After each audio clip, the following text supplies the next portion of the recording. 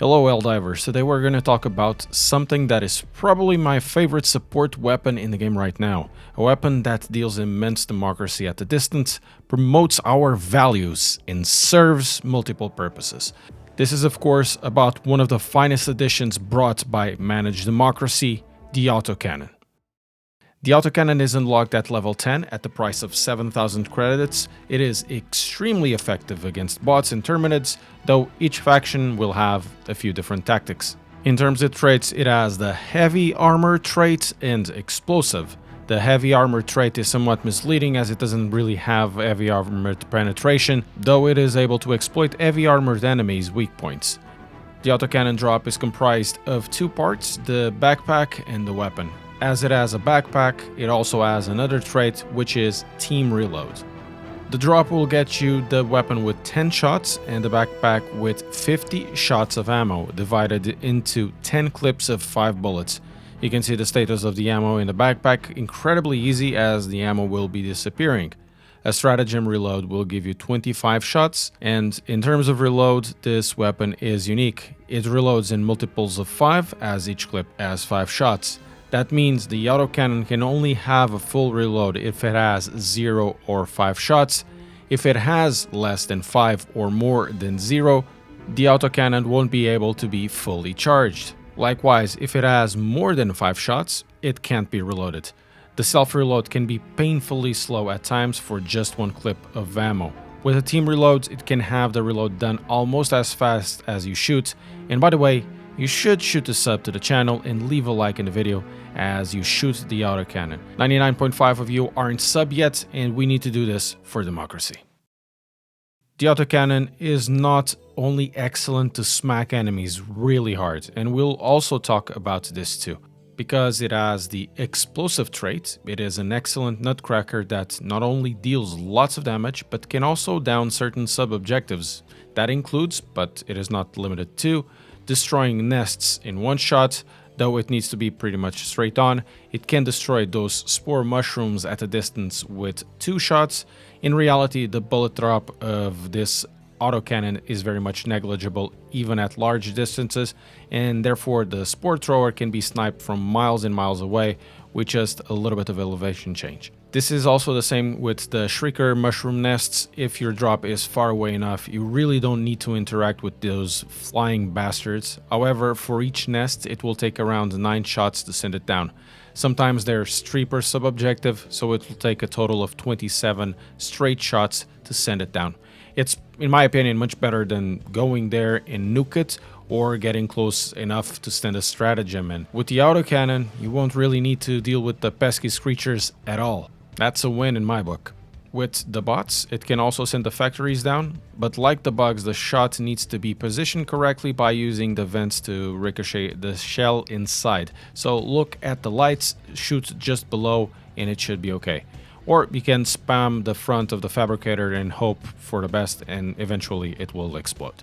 The Autocannon is an excellent support weapon against both the Terminids and the bots. Due to its limited ammo, shooting the Autocannon against the lower end of enemies is actually wasted on them, unless they are grouped, where a shot may send a few of them into communist hell. There are a few things to keep in mind though. First of all is the insane recoil. This needs to be managed. Crouching is a great way to control it, or you can go also towards first person. The recoil there seems to be better.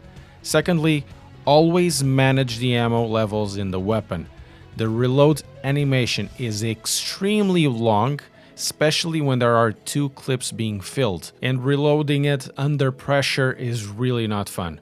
The last point is always manage the distance against enemies or objects. The Explosive perk can blow up the Helldiver at close range. For tactics, the Autocannon is a great way to remove some pressing threats rather quickly. Against the Terminids, it is incredibly good against some of the most common armored enemies, or blow out the ones that are a little more squishy but that can still deal significant damage. While it's wasted on hunters, scavengers and the such, warriors and the Hive Guards tend to bunch up. 1 or 2 shots can down a few. It is also an excellent weapon against brute commanders to take them out before they start charging. Against the bile spewers, this is my best friend and I hope yours too. Biospewers can be eliminated at a distance with 2 or 3 shots, sometimes even causing a chain reaction that will take more than one at the same time. The Stalker isn't really difficult to get. You can shoot it with 2 shots. The first shot will somewhat stagger it, and then you can do a follow-up shot when it tries to move away. The charger with this autocannon isn't really much of an issue, but it is mostly resistant to it. The shots will ricochet if you don't shoot it in the correct place. Therefore, you need to exploit the weak spot, which will be at the back or between its legs. 2 to 4 shots against the meaty sides of the tail will either disable the charger or send it into bleed out mode. If there's space and the situation allows for it, just go Matador style, jump out of the way. When the charger hits something, shoot the small sack until it explodes. 2 to 4 shots will be enough. The Bile Titans are probably the only unit that the autocannon isn't really useful against. The meaty parts in the undersides of the big cockroach can be shot and destroyed, but for the life of me, I haven't been able to down it using the autocannon. I don't know why. Maybe there's something that needs to be taken care of in a bile. Now for the bots. If you want a weapon that does pretty much everything at almost any given range and dispenses democracy faster than you can say liberty, take the autocannon. I'm not even kidding. Even tanks aren't safe from the autocannon's democracy. Some of the same rules still apply. Rank and file, lowly soldiers avoid unless they are in bunched up. Almost everything is 1 to 3 shots, including the hulks, even though these are a little bit more difficult. The striders are pretty much 1 shot everywhere, and if you want to be extra certain, just shoot at around the skirt level where the armor will be at medium. Berserkers and Devastators will go down with around 2 shots, 1 if you shoot exactly at its head. Because the Berserkers tend to bunch up a lot, it is possible to take a few of them with just a couple of shots as well. With the Devastators, pretty much all of them will go down with 2 shots as well, 1 if you shoot the head part or even at the back with a couple of shots. With the Heavy Devastator, even if you shoot the shield, it will stagger the Devastator and it can do a couple of follow-up shots. For the Rocket Devastator, pretty much everywhere you hit it, it will either stagger or be disabled. For the Hulks, they really can go down in 2 shots placed at the front red sensor. There's a slightly small area that can be complicated to shoot in a pinch. Go to first person and crouch for better recoil control. A couple of shots at the back, weak points, and also they will go poof. Everywhere else in the torso, the shots will ricochet out. While it's really not difficult to take out the Hulk with a couple of shots at the sensor, sometimes it is not 100% certain.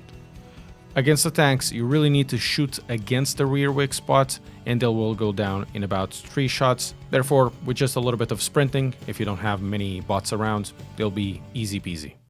What we have here then is an incredibly fun and versatile weapon that serves so many purposes. It is an anti-material rifle, it is a sniper if you can make it so, it is a crowd control weapon in a pinch, and a way to destroy objectives at a distance. In reality, it is a personal 25mm note to any enemy of managed democracy to go where the sun doesn't shine. It's not a perfect weapon, it has incredible recoil, incredibly large targeting time, long reloads, takes ages, it uses a backpack slot so you can't really use it with anything else. Therefore, the autocannon is a balanced weapon, or a balanced diet of lead if you are in the wrong side of it. Let us know below what you think about the autocannon and what type of stratagems you use with it.